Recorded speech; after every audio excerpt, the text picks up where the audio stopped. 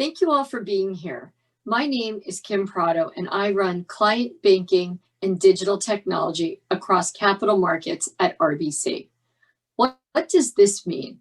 I manage all technology that pertains to client, all the touch points, all the trades, all the data, as well as our external properties, websites, etc. My main focus is to enhance the customer experience for our users through our tools and applications, as well as to assist them at deepening of their relationships with external clients. As you can imagine, this is very challenging and can take many avenues to achieve this goal. We have built applications from the ground up. We've purchased new software that we've integrated into our ecosystem. We have hired experts in the field of big data and analytics. We have hired data scientists. We have partnered with universities and our own internal innovation labs. But perhaps the one thing that has stood out over the last few years has been our partnership with the Finos and Linux Foundation and the success we have had in the open source community.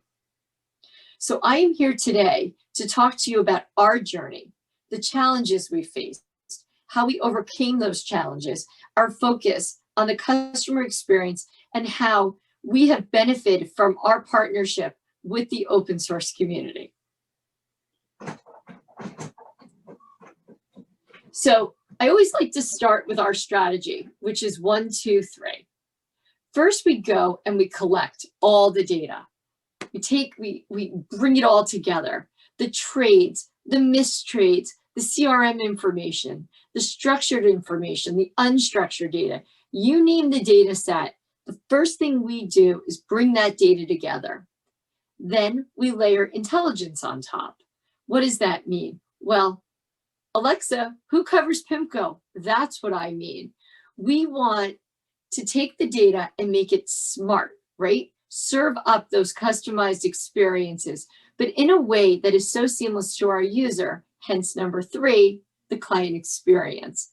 Serving our data up in a way that is proactive, actionable, and leads to true revenue lifts is our main goal.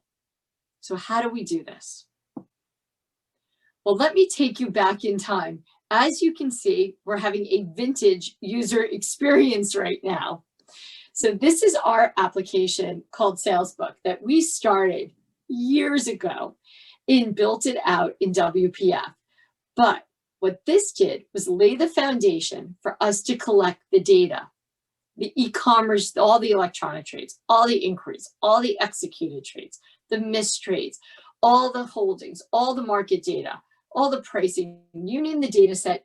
We laid the pipes from 2014 till even till now to collect this information, right? But this is where we were in 2014 through 2018. Fast forward to 2018, 2017, 2018, our journey is still vintage. However, we tried. We made an attempt at using HTML5 ourselves. So the evolution was .NET, WPF, HTML5, but we learned very quickly that in the HTML5 space, we needed help. So that brought us to here. And at this point, we integrated with OpenFin, and they helped us really take our HTML5 strategy to the next level. But this is where we got to by creating the RBC ecosystem. So using workflow, interop, all those good things, we've been able to bring together all our different analytics and data sets. So from this screen, you can see our client analytics, our client flow, our client 360, and our notifications on the bottom. And then leveraging all of that and all the additional data sets in the ecosystem, we've been able to continue to integrate the community. And as you can see from our client flow blotter, you'll see all of the third-party IDBs, trading systems integrated, right? We'll move on. That set us up for our partnership with Bloomberg, which enabled us to integrate our own bulletin platform in with the Bloomberg windows. And then our Flow Aura blotter with the Bloomberg windows, and our Bloomberg chat integration with our system through Interop, and then our bulletin. But you can see these are the old windows, right? Well, these are the old windows that were slowly migrated to the new windows, but we were able to do this in a phased approach that enabled us to buy time and train our users and get exactly what they needed. But that wasn't enough. So that led us to open source. So if you can't build it and you can't buy it, then you want to open source it, right? So this is the evolution of how we were able to sell the idea of open source within RBC. So in the 1880s, 1890s, everybody was building, build. Then we had the rise of the vendors, and it was build and buy. And now open source.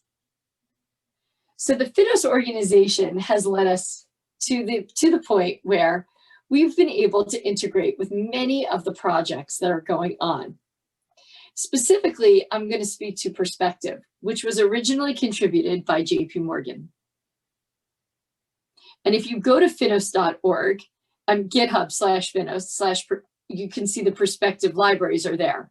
They're easy to download and they're easy to use. But why am I such a Perspective fan? Well, let me show you why. So here's an example of one of the screens that we were able to integrate using Perspective. So this data that you're looking at here has millions of rows associated with it. It's slow. It was hard to bring into a screen. It took forever for me to get our developers to make one simple little pie chart. Well, what Perspective has given us is the ability to actually provide visualization on top of our data sets in a configurable way. So underneath here, you'll see, okay, this is a neat heat map and a chart. But within the Perspective ecosystem, there's probably another 30 plus visualizations that are available. So once you plumb your data set into the Perspective libraries, you very quickly are able to deliver really interesting information about your data.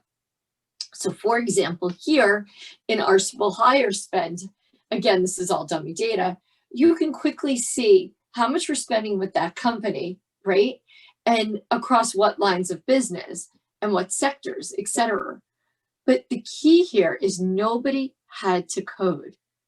So it's configuration. Through the Perspective libraries, anyone, and I mean anyone in the organization, can set it up themselves. So what we've had to do is put governance around who's allowed to do this and entitlements and so on. But through that, we've been able to deliver faster, cheaper, and so much more advanced features in such a short period of time that it's enabled our business to just be able to make decisions so much easier. It's also enabled our quant teams to be able to see visualizations of data quickly. So as they're working through new models, they can very easily see, how is this working, right? What if analysis and so on. So that leads me here. So the pandemic strikes, right? Everybody's shifting so this leads us to this, which is one of my favorite ways of looking at open source versus build versus buy. So if you think about an asset-light economy, what does that mean? Well, Uber, let's look at Uber for a second. Uber doesn't have cars, right? They don't have a lot of people, right? They don't pay for that. It's asset-light.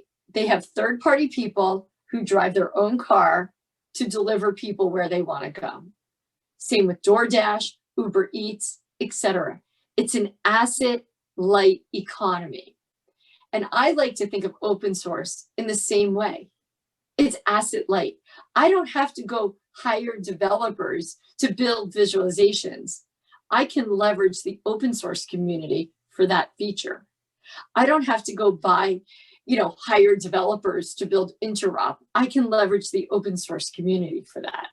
So by thinking asset light, you're able to think, what can I do without adding more cost and overhead to the overall program. So if you look here, this article is saying the emergence and growth of virtual businesses provide, right? I can't stress this enough. Like, the amount of times I have sat in meeting rooms and the business needs something, and my IT department, my IT team says, well, I'm going to need to add 3 bodies to deliver that. If I had $1 for every time that ask came up, I wouldn't need to be working anymore, right? So the more we can look to the open source community for things or software or solutions that are part of the way there, we are then in turn saving our business money. We're buying time, where our time to market goes up, and we're not spending as much money. So let me walk you through why I'm such a believer of this and the asset light model.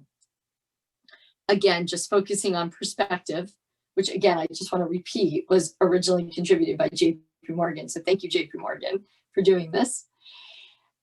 So Perspective's code base currently sits at approximately 170,000 lines of code today in the open source iteration, right? Divided up, 40% JavaScript, 30% C++, and 20% Python.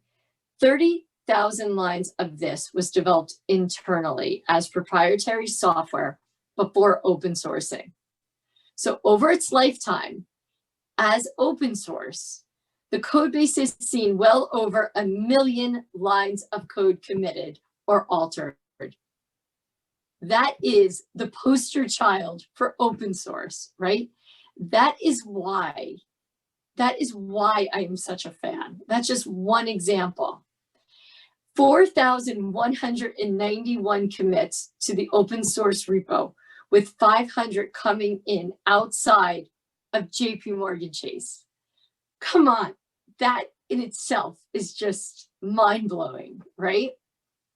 So with this, Perspective has over 6,000 test scenarios, which we run on 15 separate OS hardware configurations.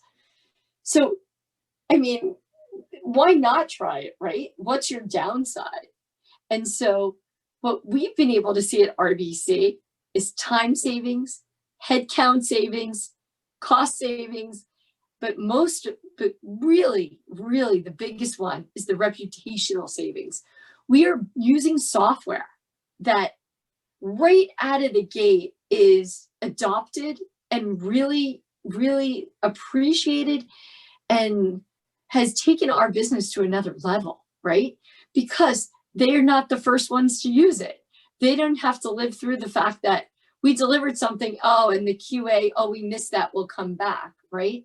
The quality factor is way higher.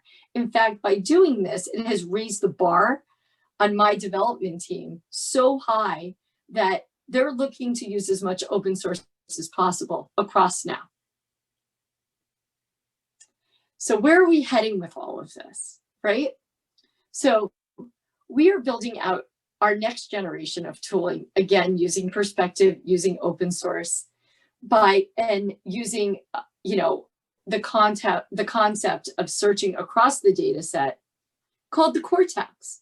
So right here, you're looking at a filtered view of one of our accounts. Granted, this is all development data, so nobody worry. It's all QA data. But what we're showing here is being able to filter down and then quickly visualize the information, right? So if you filter on one client, you get their live stream, but you also get neat visualizations that tell you what your next step is or what your next action is. That tied in with our concept of a smart chat window. It's not really a chat window. It's a smart, just question window, right? So what is the month to date, revenue for Rock Inc., right? And that gives you a search window of all the data sets. So if you think about it, we're enabling searching, but we're also enabling a smart question window. So really, I don't want to call it a chatbot, but I want to call it a smart answer window. So For example, right now, you have to go to multiple places. You'd have to go to multiple places to ask multiple questions. What the Cortex does is it ties it all together, right? It's one window where you can ask it any question you want, and it will bring you back an answer. But more important than that, what this does is it ties together the whole strategy.